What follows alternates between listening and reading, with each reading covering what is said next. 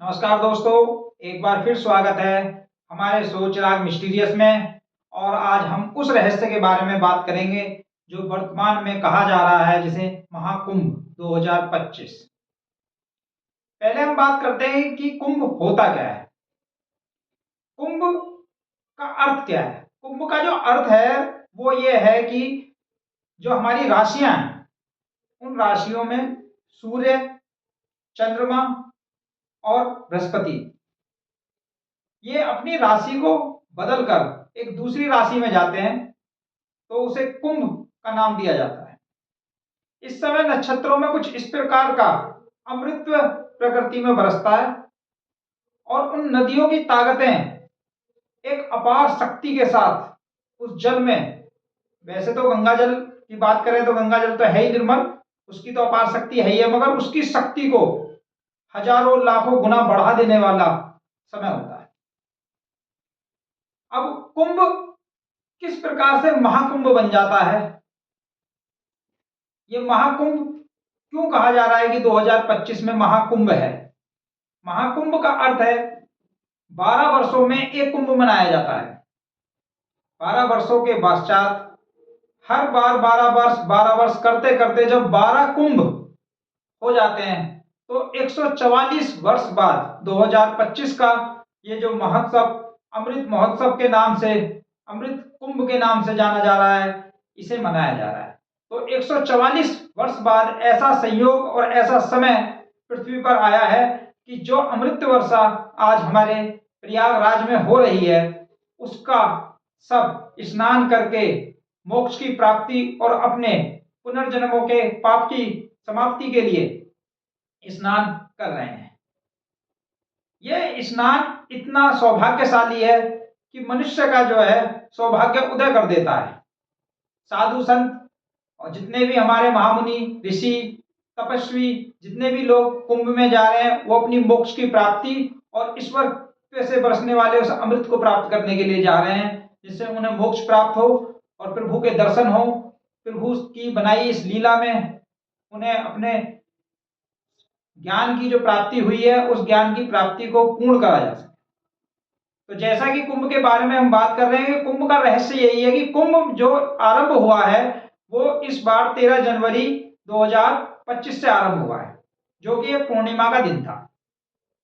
उसके बाद में हम शाही स्नान है, जो शाही स्नानों की बात करते हैं तो पहला जो स्नान था वो 13 जनवरी को शाही स्नान हो चुका है। 14 तारीख को मकर संक्रांति के दिन दूसरा शाही स्नान हो चुका था।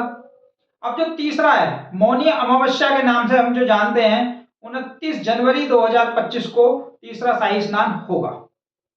अभी तक 2 स्नान हो चुके हैं। इसी प्रकार से 2 फरवरी से 3 फरवरी तक भी एक शाही स्नान होगा। माघी पूर्णिमा 12 फरवरी को मनाई जाएगी और अंतिम शाही स्नान जो हमारा होगा वो 26 फरवरी, जिसे महाशिवरात्रि, शिव का रूप शिवरात्रि के रूप में मनाया जाता है, उस दिन अंतिम स्नान होगा।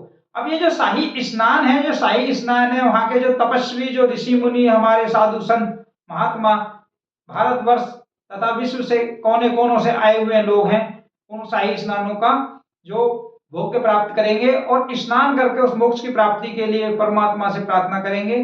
तो ये जो महाकुंभ है एक अपने आप में एक रहस्य लीला को लिए हुए।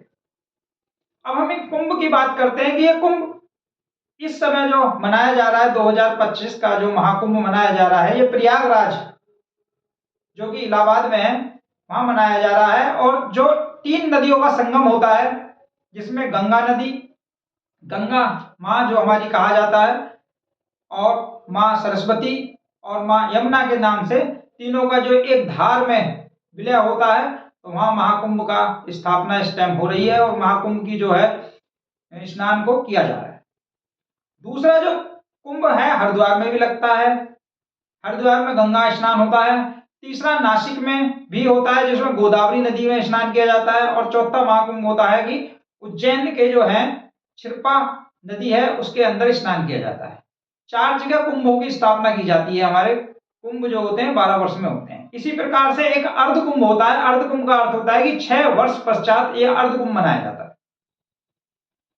तो कुंभ की तो ये हम परिभाषा बता ही चुके हैं, मगर इसके पीछे का जो रहस्य है वो रहस्य है अमृत। जो इन नदियों को जो अमृत मिला हुआ है, जो प्राण तत्व मिला हुआ है, इतने जीव जंतु पशु पक्षी, प्राचीन समय में मानव दानव राक्षस और यहाँ तक कि भगवान श्री राम श्री कृष्ण ने भी इनके साथ में लीलाएं करी हैं।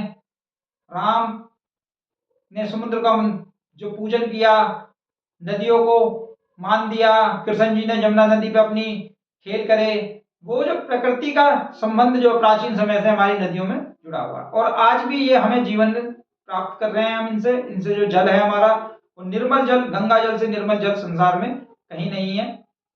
जल जो है उस जल के अमृतत्व को बढ़ाने वाला एक कुंभ, जो राशियों का विचरण होता है, उस राशियों के विचरण की वजह से इसमें जो अमृतत्व प्राप्त होता है वो हजारों लाखों गुना बढ़ जाता है। इसी के लिए आज्ञा दीजिए और हम चाहेंगे कि हम आपने हमारे सब्सक्राइबर बढ़ाएं, हमारा ये जो चैनल है ये सनातन धर्म को दूर दूर तक ले जाने, विश्व के कोने तक ले जाने के लिए और मेरा जो ज्ञान है आप लोगों तक पहुंचाने के लिए हम समर्पित हैं। हम चाहते हैं सनातन धर्म दूर दूर तक पहुंचे। धन्यवाद।